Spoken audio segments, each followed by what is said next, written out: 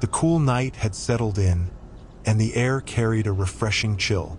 From their nests in the towering pines lining the roadside, a few persistent birds maintained their evening songs. Wendy's footsteps resonated loudly in her ears as she traversed an unfamiliar road in an unfamiliar neighborhood. The path remained unknown, and her new apartment lay 2 miles behind her. Another mile awaited before reaching her designated turnaround point. With a steady pace, her fanny pack bounced rhythmically against her backside. Intermittent cars zipped past, some veering away from the road's shoulder, while others hugged it closely. Wendy's reflective safety vest and blinking light only caught the attention of drivers who were truly focused on the road. Each passing vehicle turned into a gamble, uncertain whether Wendy would avoid being hit, but she remained unperturbed. The pleasant weather motivated her to step outside, providing a welcome break from her computer and constant research. Whistling to herself, she approached the closed-off road leading to an old campground. A rusting chain, draped across the cracked entrance pavement and looped around 2 pine trees, marked the barrier. A faded "No trespassing" sign hung limply from the chain's sagging center, unaffected by any breeze. As Wendy drew nearer, an unusual sound reached her ears, as if someone or something was shuffling in her direction. Pausing at the entrance, she glanced down the dark road. The red and white flashes from her safety light harshly illuminated the trees, casting a nightmarish quality upon the tree-lined passage. Suddenly, Wendy detected movement, a sizable, hunched-over figure. It took her a moment to discern it was a person, draped in tattered clothing and carrying a backpack. The stranger shuffled towards her, catching sight of the light and raising its head. From the depths of the hood, long, stringy white hair cascaded down, framing a face marked with the lines of age and sorrow. The stranger, a woman, appeared to be anywhere between 30 and 50 years old. Her gnarled fingers were entwined in the backpack straps, and she continued to approach the chain across the entrance with deliberate, measured steps. Hidden by a long, ragged skirt faded to a neutral, dirty beige, her feet moved forward. A smile adorned her face, and Wendy reciprocated with a smile of her own. "Could you spare some change?" the woman inquired, pausing a few feet on the other side of the slender barrier. "I want to go up to the convenience store and grab something to eat, maybe a pack of cigarettes." "Hey, do you have a cigarette on you?" "No," Wendy replied. "I'm sorry, I might have some change, though." "Really?" she responded, taking a step closer and straightening up slightly. "That would be really nice of you." "Difficult times?" Wendy inquired. She opened her safety vest, unzipped her hoodie, and reached into the pocket of her shirt. "Terrible," the woman said softly. Her voice suddenly became soothing, and she licked her lips. She appeared to grow taller as she eased herself closer. "Are you heading to the Cumberland Farms gas station?" Wendy asked casually. "Yes," she murmured, reaching the gate, her hands extended from the ends of her sleeves. Wendy noticed that the fingers were exceptionally thin, with the forefingers longer than the middles. Each finger was tipped with a long, dull gray nail, the edges of which looked wickedly sharp. Wendy greeted her with a smile, extracting money from her shirt pocket and displaying it to the woman. "Thank you," the elderly woman whispered, her eyes fixating on Wendy's, large and pale, lighter than the moon. Wendy averted her gaze, struggling a bit, and concentrated on her money. Unfolding the bills, she revealed a small, clear plastic bag, turning it upside down and emptying the contents onto the ground. Thousands upon thousands of grains of iodized salt cascaded onto the cracked pavement. The woman's eyes widened, and she emitted a shriek of dismay. She sank to the road, her knees hitting the pavement loudly, immediately engrossed in counting the individual grains. "Why?" she moaned. "Why? Why? What's your name?" Wendy inquired. The woman remained silent, steadfastly focused on the salt. "What is your name?" Wendy demanded. In response, the woman snarled, looked up, and spat out, Mary! Mary! Wendy acknowledged, nodding. Nice name. Mina's Wendy. Mary! Wendy acknowledged, nodding. Nice name. Mina's Wendy. Unresponsive, Mary meticulously assembled a pile from the grains she had counted, an exceptionally small heap. As Mary remained engrossed in her task, Wendy reached into her sweatshirt and retrieved her pistol, a compact 9mm automatic. Whistling to herself, Wendy brought her fanny pack around to the front and opened it, extracting a suppressor from its overstuffed depths. She skillfully screwed it into the barrel of the automatic and chambered around. Mary glared at Wendy and snarled, "Bullets won't work. Im no bara wolf. I'll shred your flesh before I'm through with you." "Yes," Wendy responded. "I'm sure you'd like to." Taking deliberate aim at Mary's right knee, Wendy fired. The pistol emitted a small bark, and the entire joint of the right knee vanished, obliterated by the specially cast, gold, hollow-tipped round.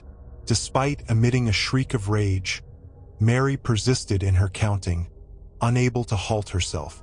Wendy crossed over the chain and nudged the severed lower leg aside.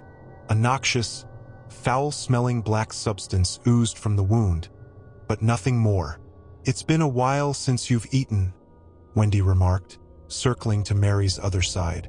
"Guess the jogger who disappeared last month was your last meal?" "Shut up," Mary snapped, still engrossed in her counting. Wendy shrugged, took aim at Mary's left knee, and pulled the trigger. Mary erupted in a stream of angry words, vaguely reminiscent of Gaelic, but she remained fixated on the salt. Wendy cautiously kicked the left leg away, glanced at the diminishing salt pile, and raised her pistol again. Her heart fluttered. She had reached the most perilous part of the task. A shot to the throat would overpower even the banshee's compulsive counting with the instinct to survive. Mary might not attack her, but the creature could easily slip away into the darkness. Removing Mary's arms would release her from the compulsion to count, and depending on her strength, she might pose a threat to Wendy without her limbs. However, having hunted Beabins with banshees for 30 years, Wendy had no intention of giving up or shrinking away. The explosive-tipped rounds in her pistol provided Wendy with an advantage, coupled with her expertise with the weapon. Wendy took the same risk she always did, relying on her speed to outpace Mary's survival instinct. Wendy succeeded, for rapid shots separated Mary's arms at the elbows and nearly severed her neck. Mary tumbled backward, her mouth moving in silent rage.